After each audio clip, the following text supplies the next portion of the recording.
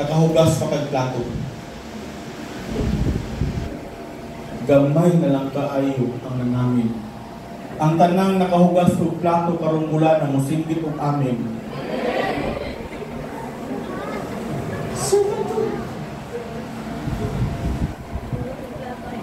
Hello, young people. Kapoy ko, din sa ko giganong kilahan na mas mo akong kamot. May 2 ka oras ng gasulat, di ko mamugas ang plato. Hello, there's problem in your heart. Because mailahan ni mo nga sakto ang kasing-kasing anang tawhana, kay naa ang servanthood sa iya. Next verse, so he fed them according to the integrity of his heart. Okay? And guided them by the skillfulness of his hands. Say the word with me. Skillfulness. Pusga, skillfulness. Daghang mga tao nga talented, may mo trabaho, pero way kasing-kasing. Amen? Makita nimo asa man ang si Adrian. Tumikaniko. Tapos ko yan. Si Adrian, isa rin sa tumikaniko. Pero daghan kay ko makita nga mga mekaniko po nga maayo mo ayo pero way kasing-kasing. Ako na encounter anak, no? Maayo siya sa skills pero wa siya kasing-kasing. Diba? Sa part niya rin yan, nakay kailang mga mekaniko nga maayo mo ayo pero way kasing-kasing. In what way? Pangayuan kag dagko. Niya pailisan ang king sa kakaya pangayuhon. Nabilib ko rin Adrian, yung laban yun. Kaguba sa 300 ni Atomik. Pagkadilang mama sa Lawan, Payaw. Kaya yun Adrian. Sabi pag din niya kapuya. So that is an example of having a heart, no? And having a skillfulness. Having a skilled hands. Because dili pwede, yun ang Bible, dili pwede nga maay kang mutundo. Maay ka sa imong aspects, sa imong marketplace, pero wala kay kasing-kasing.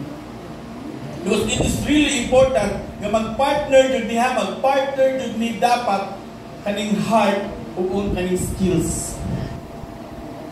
Pero unang dimension diri is pinaka-importante is kaning ang atong sinawod ni kasing-kasing. No, kaning ang kasing-kasing. Manang if you remember, di ba? Si David when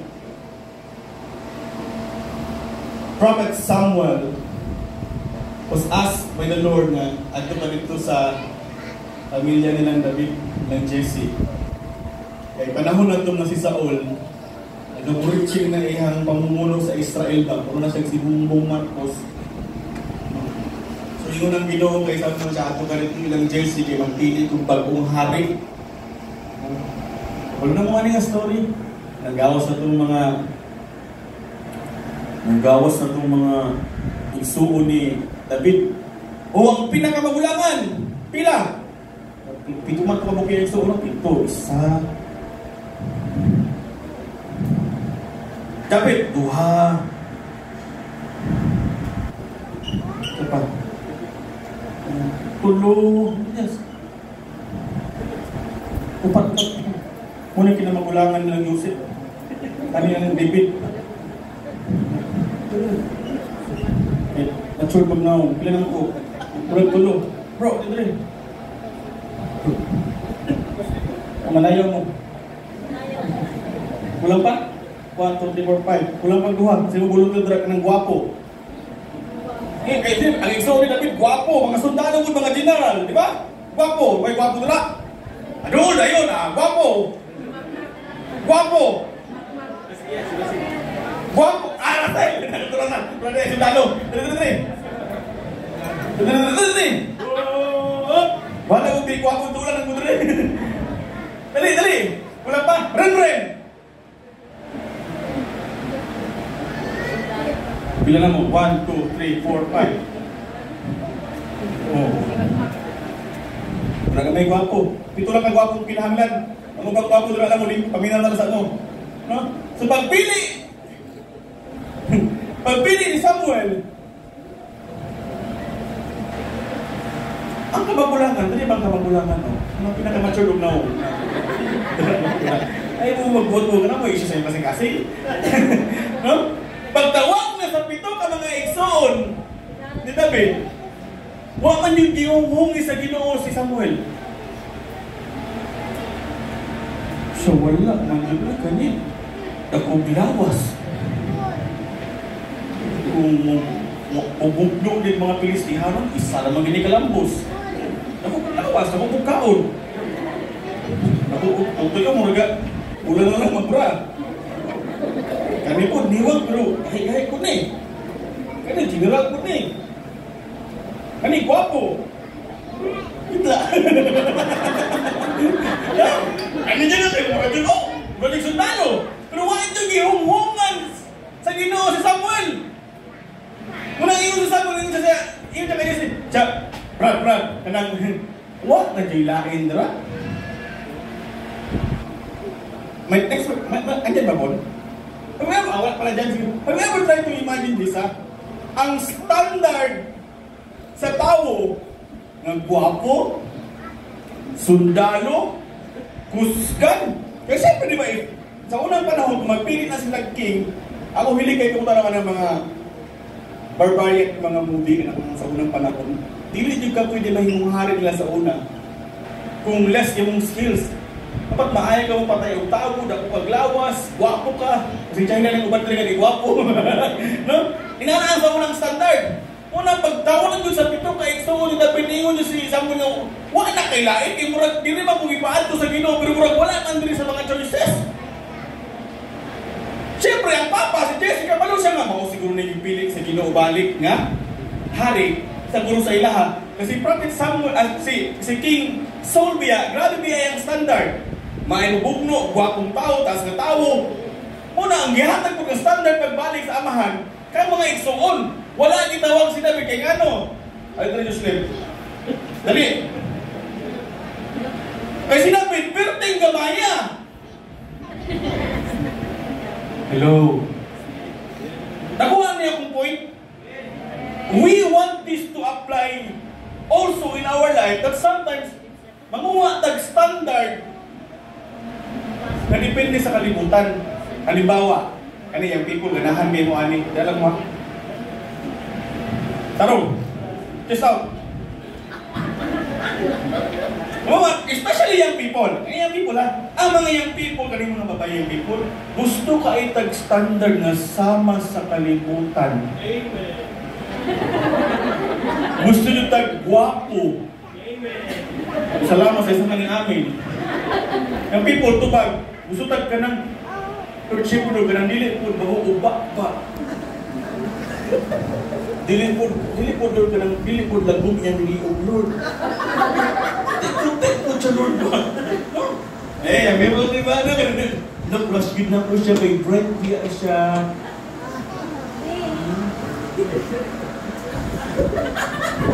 Standard sa kalibutan. Pero ang Ginoo lahi ang standard eh. Pagpili niya kay David, dili standard sa kalimutan, standard sa Ginoo. Hello? Kay anong si David ang ipili? Kay tungod sa pinakaunang rason, tungod sa kasing-kasing ni David. Dili sa standard sa kalimutan mo ng kamong mga young people, paminaw mo ani ha? Kay mga minyo man yun mo, pamili mo bahalag batig na mong masasakong kasing-kasing. Amen. Nangangin na ang mga batig na mong. Amen. Hallelujah! Amen, pwede ba na ito balakbangan si Lord? Kasi ang pinaka-importante ko is kani ang atong kasing-kasing. Tama-tama na ito, mga nagipagunggan. Ha, young people?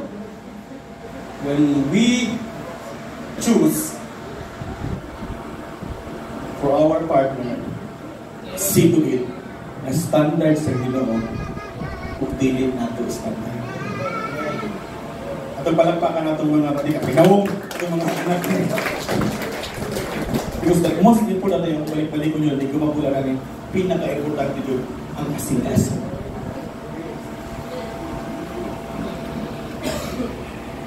Dari lang kasundalo. Pinaka-importante ang atong kasing-kasing. Wala na yung mas laing importante, anak. That's why, ka, buhol-buhol ang atong mga kinabuhi, kung standard sa kalibutan ng atong sundo, nung dili ko kasing-kasing nasama sa kasing-kasing sa Ginoo. Now, the problem is, aminamon niya, ako brutal kayo kung may istorya, pero honest ko sa inyo kitang mga apiki o nawo. Kitang mga apiki o nawo. Hindi natin mag-binal dito. Amen. No, kitang mga apiki o nawo. Hindi yung standard. Hindi yung gana ka na ito. Manguyab ka niya. Pag-action pala kayo. Panguyab pa kami yung mga manguyab niya. Gibasted na ka? Huwag pa kayo ka namuyab. Gibasted na ka? Yung unya, nilisakto mo kasing-kasing musok. Basti-basti siya, kaya namumulog siya, guwapa! Ayaw na! See to it that if we don't have the standard of this world, at least pa lang, ang standard ng kasing-kasing sa Ginoo, nasa Quran. Amen, Pastor? Dili na magpinal dito. Kung apikitag na mong na magpinal dito, kung dili ta apikitawang samot na dili na magpinal dito, kaya ang pinaka-importante, ang kasing-kasing. Bandram, wala may gibuhat ang Ginoo nga maot. Wala gibuhat ang Ginoo maot na, oy! Kung sundan mo ang standard sa kalibutan, Tama na yung tapan. Gibuhat ang Ginoo maot. Kamasod? Kung di pa na mo, ano si Diyos naman yung katawan? Si Diyos na akong hiingan, kaya kung sabihin mo amin, unang importante nga, piliun jud nato. Nato mga single, tas kamot single. O wala pa mo gikasal, single pa mo. Tas kamot single. Tas kamot pa. Diyos tas kamot. Kung wala pa mo gikasal, single pa mo. Kung dili mo gusto mawala ang pagpangalagan kay Lord, pili atong naisama sa kasing-kasing sa Ginoo. Now, back to the story of David. Balik tayo kay David. Pero natakal natin gusto na palakpak si Lord. Si David. Hagit ako mo man, isang oras na lang. Diyos naman. Si David, kapalutak na lang nagtawag siya ka man after God's own heart. Na pero, dili na ito ma-erase sa legacy ni David. Na si David nakasala. Sa matong sala ni David, alam mo, kabarilo mo kailang David. Ayun sa David. Adultery and murder. No.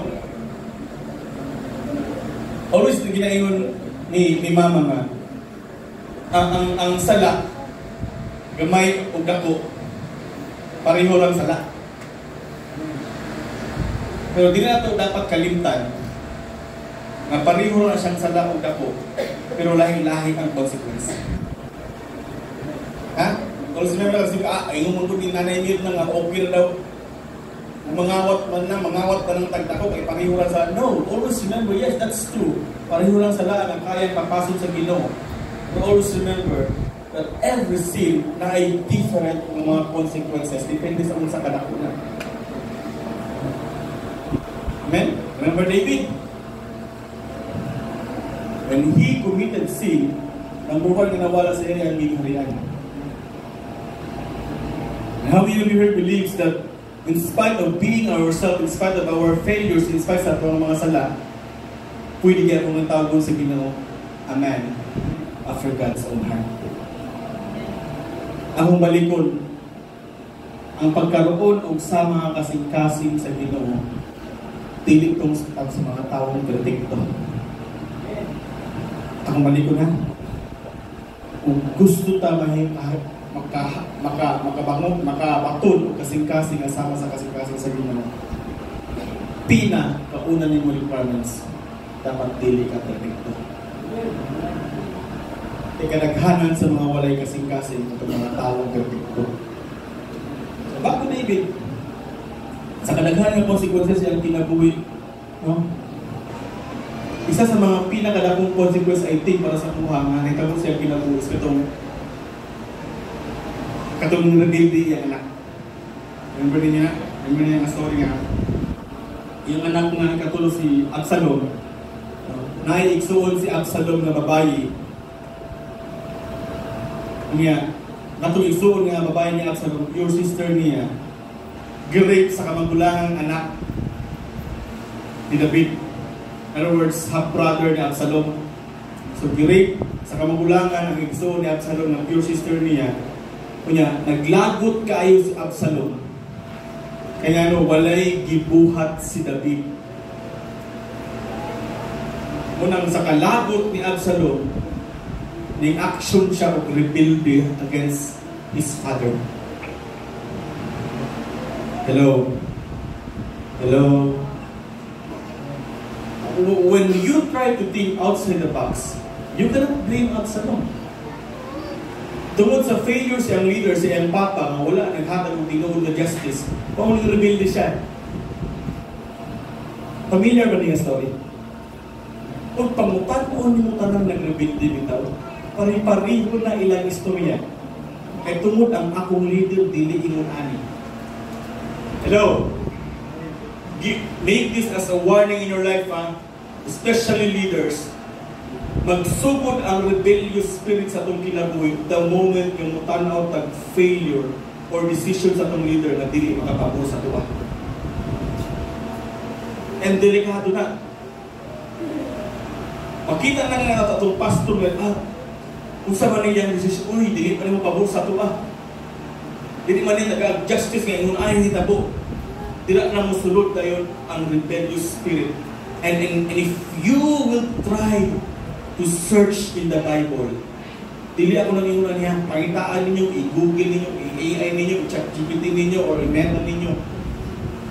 Tanang ng rebelde sa Biblia. Ang resulta, kamatayon. Hello. And if we will go back to the life of David, isa na sa pinakagrabing consequence ang kinabuhi. Have you ever tried to imagine yung pastor mo? Own flesh and blood ni mo. Imong anak. And in fact, if you will try to search the Bible, si Absalom, siya ang sa tanang mga anak ni David, siya ang dili ang kamagulakan ng sinaligan, siya ang pinakagisaligan. Kung si David ang hari, siya nagihimong prime minister. Siya magbuot sa mga sundalo, sa usay kaunon, at least sinaligan kayo si David, maglingkod na lang. Pero panahon nga na-decision si David nga wala yung pabor kay Absalom, si Absalom hindi decide nga mo rebelde ko ani. And we're in fact not just rebellion. Panahon ni Absalom, if you will try to search in the Bible, gusto pa yun ni Absalom yung papa nga si David. Because he want to the throne. Ang naitabo kay David, na grabe ng kasakit yung gusto sa pato sa iyang anak, ninayas natin si David. Hello. So I'm giving one to each and every one of us here. Not just to our senior pastors, and also to your leaders, to your primary leaders. Kung naamoy nakuha, kung nadunggan yung mga decisions sa inyong leader na dili ko pabor sa inyo, ayaw yung action of rebelde because it will lead you to death. Dili man siguro physical death, but perhaps basig spiritual death. Pero importante kaayo, because the word submission is not just submitting to those things na makapabor sa inyo.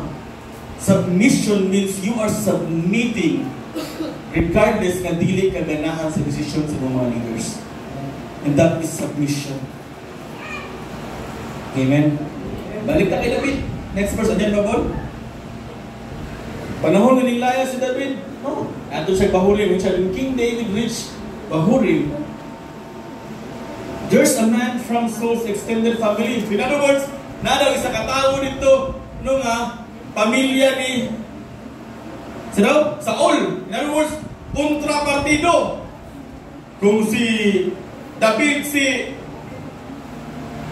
Duterte, ning adto si Duterte, si David dito sa Ilocos, ng pamilya tanan sa mga Marcos, niya na extended family na kurang lagi ito ni Saul, nga ang pangalan si, isa daw? Isa daw, Saul? Si Shumay. No? So, extended family name, habit naman Shumay, Shimei diyan. Shimei, Shumay, son of Gera, came out. yelling curses as he approached. So pagsulod daw ni David atong lugar sa bahurin, nigawas to si Shumay, itinana ako ang hari nga buwang-buwang, mamamatay tao, may pulos. Hello. Kung ikaw ka to, hari ka. Next verse, tingnan niyo yung scenario ha.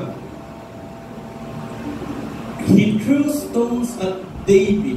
Wala na niya, he cursed. Wala na niya, buang ka o kay pulos kapag kahari. Iya pa yung nilabayan o bato.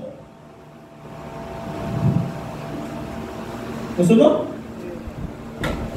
Inom ka, wala kay pulos kapag ka-MC. Kabayan mo ka na. If ikaw to sa imong reaksyon, nataas na kagay posisyon. Kaya pulusawa, di ka mong sitong pastor, ha? Di ka punta ka ron. Di ba? Kung kita to, inanao na to. He threw stones at David and all of King David's servants, pati ang mga tao ni David, as well as all the people and the soldiers who were on his right and on his left. Pagkaway batasan ni Shumay. Hindi ba sabi mo na Shumay? Suman. Sa bato. Siupaw. Pagkaway batasan. Pasagingon sa tawag namin. Next verse ko. Ganito. Then Abishai, ito si Shumay, si Abishai na po, son of Zeruiah, said to the king, why should this then dog curse my lord the king? Why should this dead dog curse my lord the king? Let me go over and cut off his head. Wala mo sa unang panahon. Gabro, nagtanong ko mga story daw sa mga Roman soldiers. Yung pinaka number one di ay sa unang panahon ng mga Roman soldiers at pinaka-struggle nila is kaning mga barbarians. Kaning gamay bigil patay ng tao niya o patay pag tao putol pa ng ulo. So I believe, is panahon ni David, kaning iyang mga sundalo, grabe din ka mga barbaric. Marami daw kung patay, dito patay nga dunggab lang, patay doon ng putlo ng ulo. So muna ingon sa isa sa mga soldier ni David, si Abishai, ingon siya, kinsa man ay iruan eh, nga kusog man kayo mo tunglo sa akong hari. Hello? Na? Ay maratulad, familiar mo ani. No, na mula, kita na yun, ugnaay mo sumong kay tatay, ugnaay mo kuwan kay tatay, para sama tayo. Ato rin ihaw tayo, di ba? Muna gihimo po ni Abishai. Ato rin punta ng ulo. Sobra na eh, iruan eh. Kung sa'yo response ni King David. But the king said, what do we have in common? Ato na siyang patulan, wag na tayo kalahian niya. If he curses because the Lord has said to him, curse David, you can say to him, why have you done this? If you will try this verse then, if you will try to understand this verse, makita ni mo diri kung unsa ka guwapo ang kasing-kasing ni David. Kaya ni mo na, David? Kung di na ka ikaw nagbing batikag na mong upaw ka, utot ka. Sunoon mo sa David. Sagdilan na siya. Kay base kung hisugot na siya sa Ginoo. Nagkasing nyo na kasing-kasing? Kung imong mamayaw-yawan ka, gusto niyo ka mga rin. Tapulang ka nyo ako. No? Ang gusto na yung kasing-kasing ka na kasing-kasing ka. Lord, salamat sa yaw-yaw sa kong mama. Kay imo yung siyang gigamit. Kaya ninyo na? Senaryo! Oh, naimang libak mo sa Facebook, no? Comment na yun. Salamat, Lord. Salamat, Brad, sa iyong pagpagamit sa Ginoo. Kaya ninyo na? Kasi ka namin, no? What do we have in common? Next verse po. Ang sinabi dyan. Then David said to Abishai and to all his servants, my own son, my own very own flesh and blood is trying to take my life. So also now this Benjaminite Leave him alone so that he can curse, for the Lord hath spoken to him. Hello. Kita magod og naay mong daot sa tuwa. Di ba? Idaot ka. Ikaw gamiton yung kasayawa, ha? Pagkulong na yung simba. Igamit yung kasayawa. Si David lahi. Katong gitunglo siya, katong giaway siya, ito ba siya? Salamat sa imong kinabuhi ko, ikagigamit ka sa Ginoo.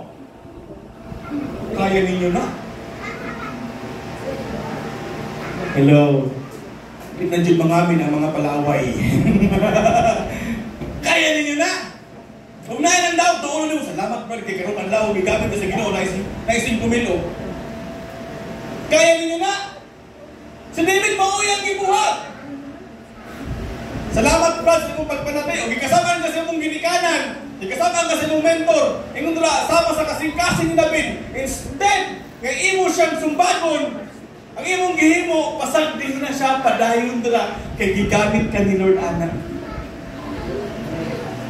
Tsaba kano pa, Kiber. Kiber. Hello. Hello na kay tantanan, kay nangaigo man tantanan. Kay gamay rambutan, masuko man dayon ta. Buta ko may aging si Mana. Ako rin balik-balik yung gamawa ni Pirmin akong problema. Panitaghan kayo mag-counterflow. Traffic na ganyan mo counterflow pa. Gusto kalagot yun na ako, wagin na ako sa pag-iya. Isigaan pa na akong mata.